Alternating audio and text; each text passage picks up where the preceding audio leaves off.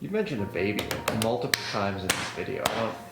No, I haven't. Hello, my strong friends. In today's video, as you saw by the title, I'm talking all about my keto experiment. I'm 30 days into my experiment, so I wanted to give you guys a 1-month overview of what's going on with me. I realize this is a very controversial topic. Keto in general is controversial. I myself was skeptical of the diet and still am in some ways. This is completely an experiment. If you don't know me, my name's Meg and I have a company called Strong Friends where we help people get super strong, whether that be for competition, for fun, and we help people reach their health goals with both nutrition and fitness. Keto is kind of here to stay and a lot of people are getting more and more interested in it as we go.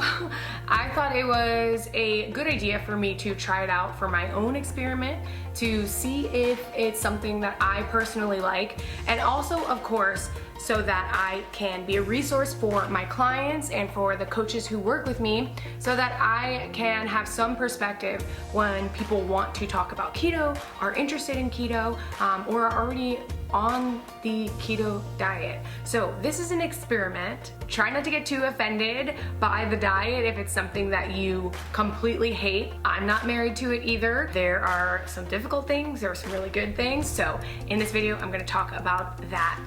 Now, if you don't know, a keto diet or ketogenic diet is one that is very high in fat. It is very low in carbohydrates. The goal is to have 5% carbs, and it's about moderate in protein. Some of the things that I've already learned that I think will be able to help my clients who want to try a diet like this, or things that I can share with you guys on YouTube, are things like how to make delicious meals, and on the cooking side, definitely on the grocery shopping side, that has been a huge adjustment. There are some struggles that I've had, things like packing a lunch and eating keto completely on the go that are still confusing to me, and I'm figuring that out. And of course, ordering at restaurants.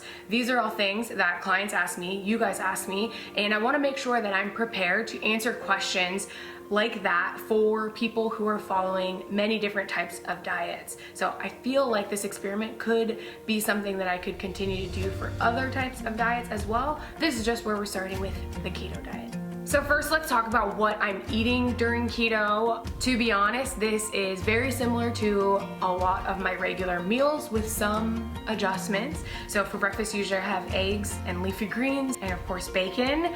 And one of the biggest things with how I view my diet and how I make my food choices is that I'm not held back or feeling any type of way about choosing fatty foods. For lunches, we do things like steaks, burgers. We are having things like chili, things like stews, beef stews, a lot of salads. Very similar to how we eat normally, just minus any rice and minus cereal, and add more bacon and more fat, and don't hold back on the butter.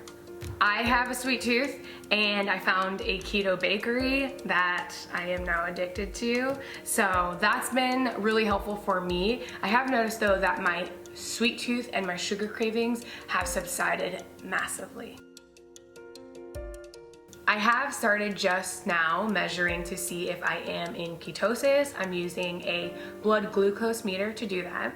My first reading showed me in the range of light nutritional ketosis, so I'm not way into ketosis. I still have some research to do to figure out exactly what that means and also what I can do to get into a higher range of ketosis. And then I got kicked out of ketosis like 2 days after. So I did just start measuring. Again, it was another task on the list of things to do to check off to make sure I'm in ketosis. Same conversation with tracking macros. I didn't want to do that in the first month. In the grand scheme of things, my physique goal in this moment in time, aka to like look great in summer, it's just like the thing I want to do before I have a baby, okay? Just let me do it. So that goal is more important to me on a personal level, but on a coach's level, I do want to experience what it feels like to be in ketosis. So it is kind of a tit for tat thing, but I want to try my best and see what I can do to get in ketosis and just measure that more regularly moving forward. You mentioned a baby like multiple times in this video. No, I haven't. Only one other time.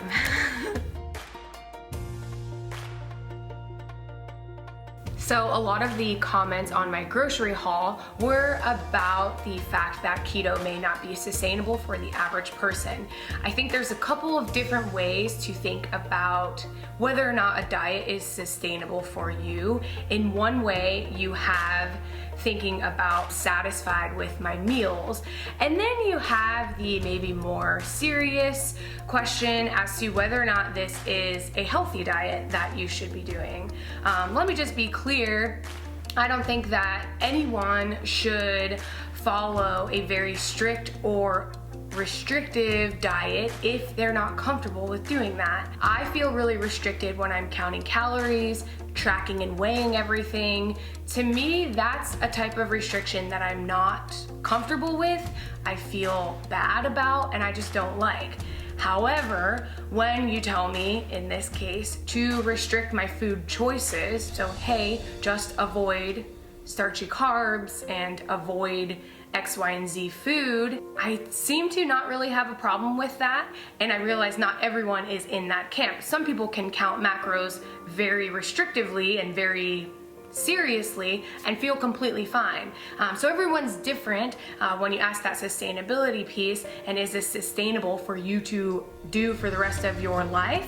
From a food satisfaction part, I think a lot of people experience that it is. It is totally sustainable because they feel like I feel right now, okay? I can eat to full satiety and I don't need to worry about anything else. I just make different choices when I'm grocery shopping, and I just make different food choices when I'm laying out my meals. One other thing to think about when you're thinking about the keto diet is I do believe that it would be pretty difficult to stay on the keto diet while in a caloric surplus. So if you're someone like me who has periods of bulking or intentionally gaining weight for the purpose of gaining muscle, the keto diet probably isn't the diet that you want to use to get you there.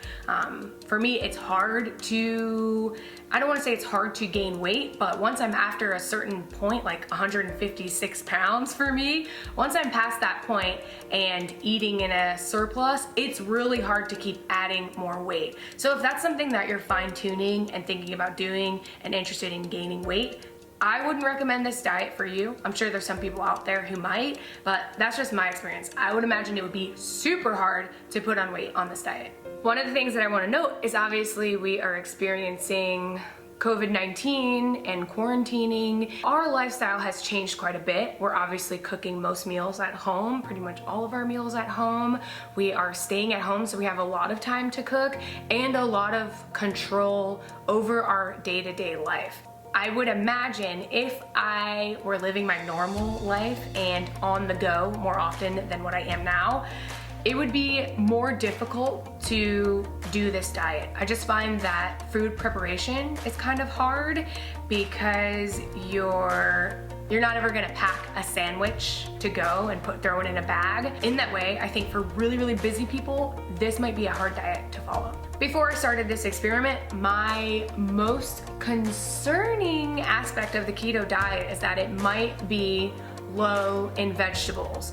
Vegetables are made up mostly of carbohydrates, and if you're restricting your carbohydrate intake, you would then possibly be restricting your vegetables. However, I've been able to reach ketosis by using a blood glucose meter while still eating as many, maybe more vegetables than I usually do. Now, those vegetables are leafy greens. I am avoiding obviously things like potatoes and some vegetables that are higher in carbs. Fruit, I am limiting quite a bit. I'll have some berries here and then. I'm eating a ton of vegetables. I don't feel the need to restrict myself when it comes to vegetables, and I haven't found that that has really kicked me out of ketosis. I have been kicked out of ketosis, and it wasn't the vegetables. Let's talk a little bit about dairy. In the last video, I think people were shocked by the amount of dairy that we had. With that video, please keep in mind that we are trying to go to the grocery store as few times as possible. That cheese haul that you saw is definitely our cheese supply for a longer period of time than just a week. Obviously, when you shop at Costco, you're buying things in bulk anyway, but I just wanted to note, we do eat dairy, but it's not a huge part of our diet. Like I said, we'll have dessert cheese plates, sometimes sprinkle cheese on certain meals to add a little bit of fat and a little bit of flavor. I now use heavy whipping cream in my coffee, and it is unbelievable. It's unbelievable. I know a lot of people do, I don't even understand what the MCT oil coffee is. Just today started supplementing with MCT oil, but I'm not gonna put anything in my coffee like that. But I will put heavy whipping cream, and I have been doing that. So yes, we do eat dairy on the keto diet. Okay, let's talk about my macronutrient ratio. I haven't been too focused on that in the first month, mostly because, well, we're dealing with a global pandemic, and I didn't want to add more stress on counting my calories. I already discussed how I don't really love doing that anyway, so I wanted to just switch my food choices and see how that went, and then maybe in month 2, which I'll probably do, get more fine-tuned and try to understand more of the process so that I can report back to you guys. I am hitting anywhere from 1900 to 2200 calories per day. When I tracked this that I have my notes on, I had 47 carbs in one day, which may sound high to some people, 140 protein, and 129 grams of fat. So that's just one day that I've been tracking. This is new, the tracking part of it. So in my 60-day catch-up, I'll have more info for you on exactly what those macros are. It's been interesting to see that I am eating a lot of calories. It would probably be easy for most people to get in a caloric deficit and lose some weight easily on this because of the food restriction. And I've been pretty adamant about not doing that and trying to just eat a lot and enjoy my quarantine, because what else am I gonna do? So let's talk about whether or not I have experienced any physical differences or lost weight on the keto diet. And the answer is yes, I have, but not really much. It's kind of an interesting thing because I usually feel like I'm perpetually bloated, and since starting the keto diet, I have not been bloated. So I think immediately I lost some water weight, but overall I've been hovering at a low body weight for me around 143 pounds, and I haven't been really fluctuating too much, but it's like 143. I just got down into the 142 pound range today. Usually I sit around 145, 146. So I haven't lost a ton of weight, but I look lean.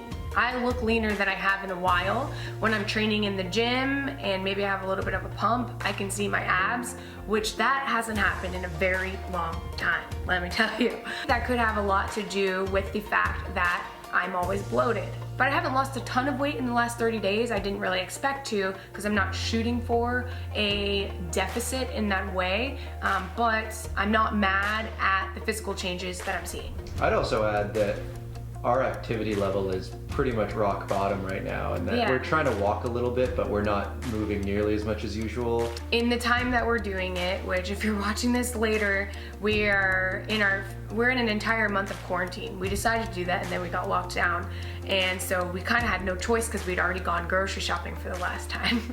Our stress is pretty low. There's some COVID-19 anxieties going on in my head, but overall I'm staying home. I'm not really doing anything. I'm working in the comfort of my own house. I'm not running all around. I'm not worried about meeting anyone. Stress is really low. Sleep is pretty high. I'm experiencing some positive body changes, and in my opinion, what I want right now and my goals, a lower body fat percentage is a positive change for me. So it's hard to control in this experiment because there's so many changes that aren't normal. That leads me into performance in the gym. That was a big interest in a lot of your questions in my video. Have I noticed a change in performance? It's hard to control for that because of those reasons that I just mentioned. I do find that it's hard to figure out what to eat pre-workout. I don't know what the right choice is there. But other than that, workouts have felt pretty normal. I look better, I still feel strong, and I feel good throughout the day. I'm feeling strong. Could be the keto, Could be the fact that I'm sleeping a lot more than normal and I have no stressors other than the pandemic that's going on, right? I'm trying to block that out of my mind. So one of the biggest criticisms of the ketogenic diet is that the food choices that one makes on keto are not healthy food choices. When you think keto, the first food that we all think of is bacon. We think of high-fat foods, sometimes things that are really processed, things like dairy, fat from animal fat. You know, a lot of times those can be controversial and people don't agree with eating those things in general. I am not surprised that the last video, when I first mentioned that I was doing this, there were a lot of people who disagreed with the notion of doing it and experimenting and trying something new. Overall, I feel healthy. Now, I don't want to confuse my personal anecdote with science and studies at all, but I will let you know that I feel healthy, I have energy, mentally I'm not focused on restricting calories. I'm eating more vegetables than usual. I'm more conscious of my food choices. I'm more mindful of my food choices. I'm cooking at home more. I don't really have a choice with that one in general, but I think if you're following this diet, you would have to cook home more anyway. There is some research that says that the ketogenic diet can improve some health conditions. But in this conversation and in my experience doing it, I'm doing it with the goal of some fat loss and some body composition changes. So yeah, that's that. And I think considering those kind of goals and focus, I think the fact that you're able to still feel like mentally alert, you're still able to improve your performance in the gym, and you're still able to have kind of the goal aligned composition changes all within this, you know, restriction, which still hasn't been that hindering for you, is a good thing. So yeah, overall it's not really hard. It's not really hard for me at all. Yeah, it's not. And dieting for me is fucking hard. I hate it.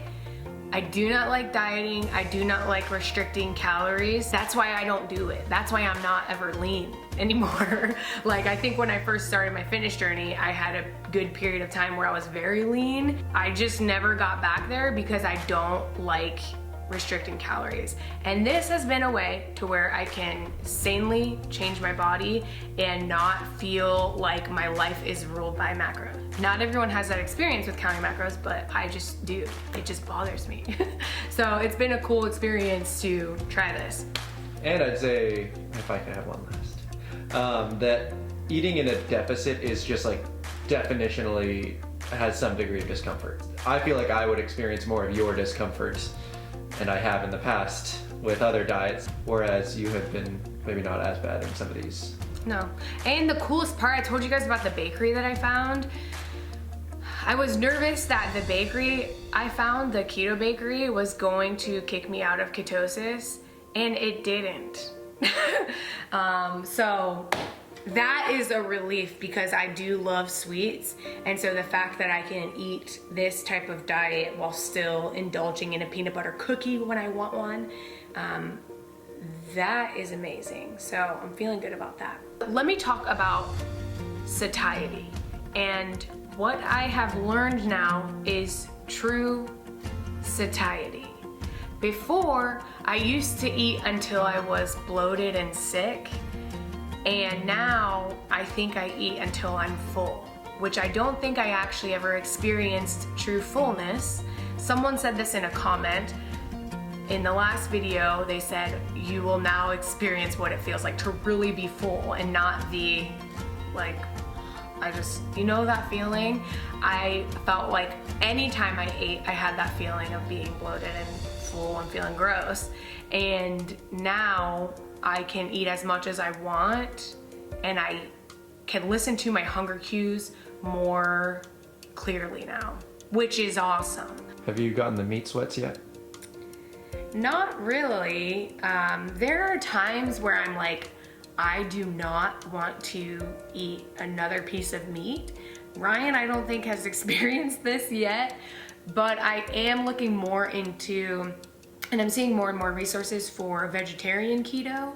So I may pull some more recipes from people who are doing that type of diet. I think that's really interesting. And that could be another way of introducing more healthy choices and minimizing the animal fat that we're getting, which I think could be cool and maybe something to explore in month 2 and 3. I'm supplementing a little bit. I'm taking a daily green supplement. I'm taking a vitamin C supplement, flaxseed, and unsweetened coconut, grinding it and having it in a shake, and that is for fiber.